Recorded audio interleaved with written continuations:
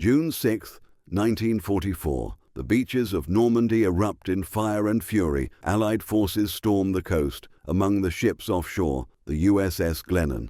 2 days later, a mine explodes beneath her hull. Sailors are thrown into the sea. The ship is wounded, but still afloat. One man stays behind. Carpenter's mate, second class, William R. Burns. June 10th. German artillery finds its mark. The Glennon is struck again. Burns is never seen alive. His name etched in stone, lost to time. But history never forgets. In 2022, his remains are identified. In 2025, he returns home. This is the story of a sailor who gave everything and finally came home. The USS Glennon was no ordinary ship.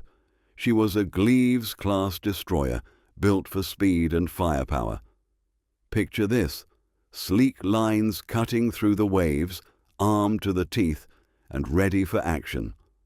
She had already made a name for herself in the heat of battle, taking part in the invasions of Sicily and Gibraltar. Those missions were intense, but they were just the warm-up. The Glennon was designed for war, and her most critical mission was still ahead. With her crew trained and determined, she was about to face challenges that would test her limits and prove her worth on the high seas. The stakes were high, and the Glennon was ready to rise to the occasion. On June 6, 1944, I found myself off Utah Beach, right in the thick of it. My mission: protect the bombardment group, hunt down submarines, and take out those pesky German guns. It was all hands on deck as we fired relentlessly at machine gun nests and shore batteries. The adrenaline was pumping as we targeted enemy positions, knowing that every shot counted. The roar of our guns echoed across the beach, a fierce reminder that we were there to support our troops landing on the shore. It was chaotic, intense, and absolutely crucial to the success of the operation.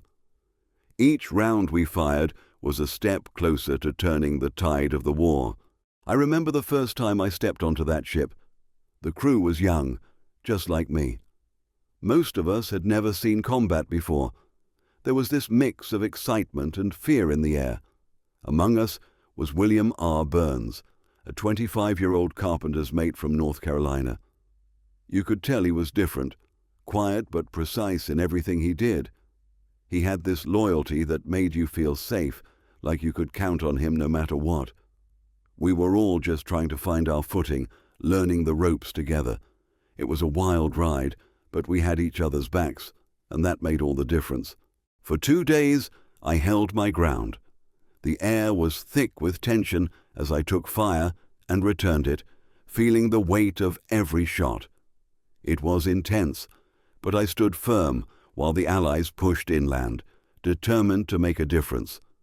But then, on June 8th, everything changed. I remember the moment vividly, an unexpected shift that turned the tide. It was like the ground beneath me shifted, and I had to adapt quickly. The stakes were higher than ever, and I knew I had to dig deep, not just for myself, but for everyone counting on me. It was a test of resilience, and I was ready to face whatever came next. An acoustic mine detonated beneath our hull, and let me tell you, the explosion was massive. It felt like the world flipped upside down. Men were thrown into the sea, chaos erupted, and the stern, completely crippled. You'd think that was it, right? The ship should have gone down like a rock. But here's the wild part. It didn't sink. We were floating, battered but still alive. It's incredible how resilient these vessels can be.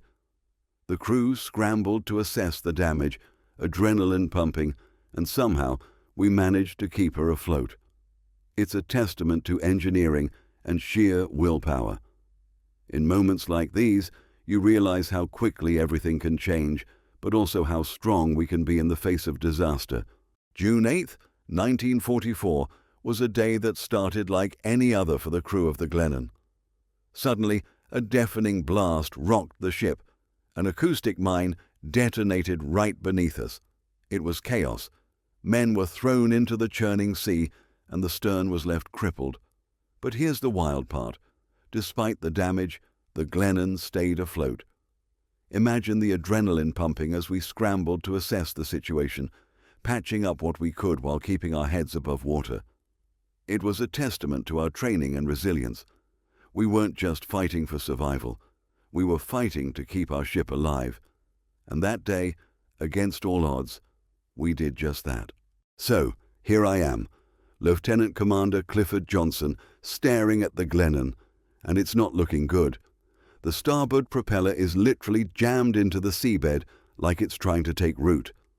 We're stuck, and I can feel the tension rising among the crew. I've got to make a call. I order half the crew to evacuate. Safety first, right? But then there's Burns, standing firm, saying he's not going anywhere. I admire that kind of grit. It's a tough situation, but we've got to stay focused. We need to figure out how to get the Glennon back in action. Time to assess the damage and come up with a plan. It's all about teamwork now. Let's see what we can do to get out of this mess. June 10th. What a day. German artillery starts blasting from Kinneville, and suddenly it's like the world's gone mad.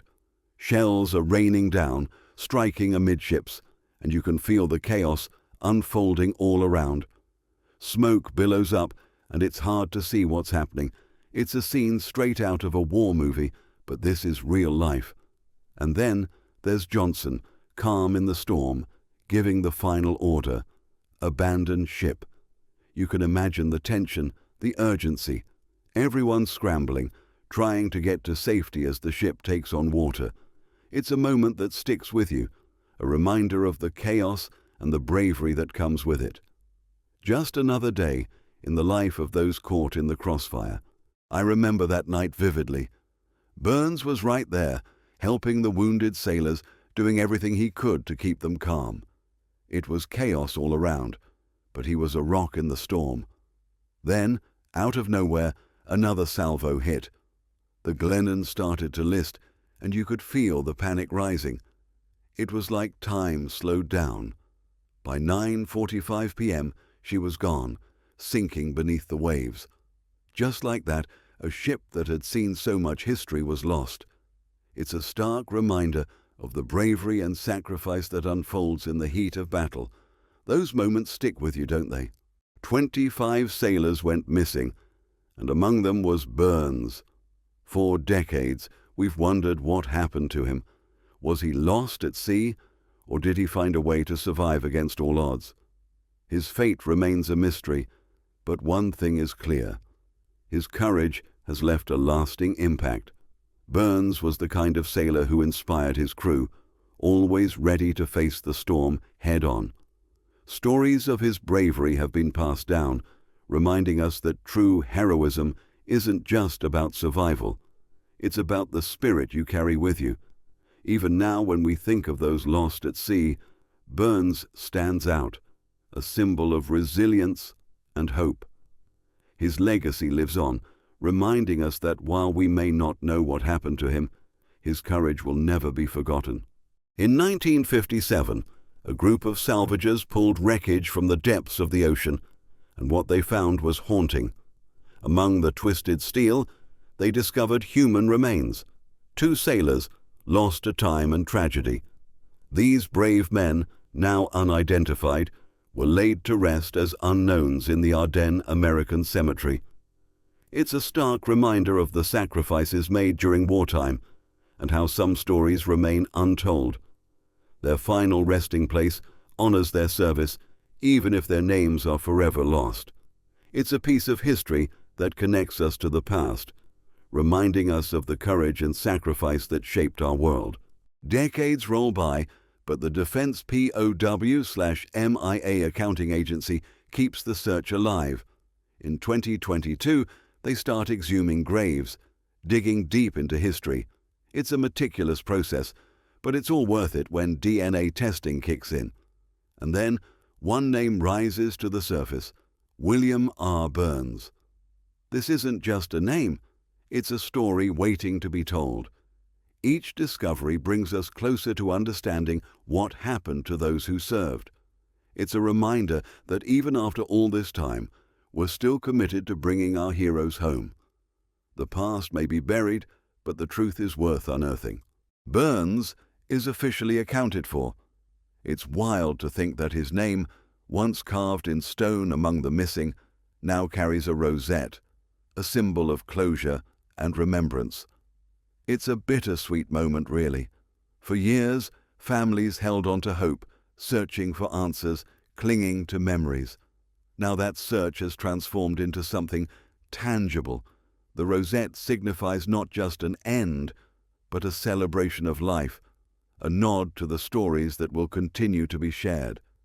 It's a reminder that even in loss, there's a chance for healing. Burns may be accounted for, but his legacy lives on, etched in the hearts of those who loved him. In 2025, I'm heading back to Chadbourn, North Carolina, and it's a big deal. A full military burial is waiting for me, and let me tell you, it's going to be a sight.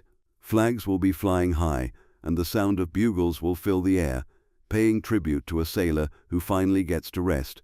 It's a bittersweet moment, really. After all those years at sea, facing storms and calm waters alike, I'll be home. It's not just about the ceremony.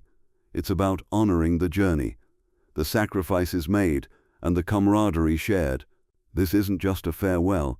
It's a celebration of life, service, and the bonds that tie us to our roots. Chadbourn, get ready. William R. Burns wasn't a general or a commander, but that doesn't mean he wasn't a hero. He showed real bravery when it mattered most. While others were running for cover, he stayed put, facing challenges head-on. He poured everything he had into his mission, never backing down, even when the odds were stacked against him. His commitment was unwavering, and that kind of courage speaks volumes. Now, after all he's given, he's finally home. It's a reminder that heroism comes in many forms, and sometimes the quietest strength leaves the loudest impact.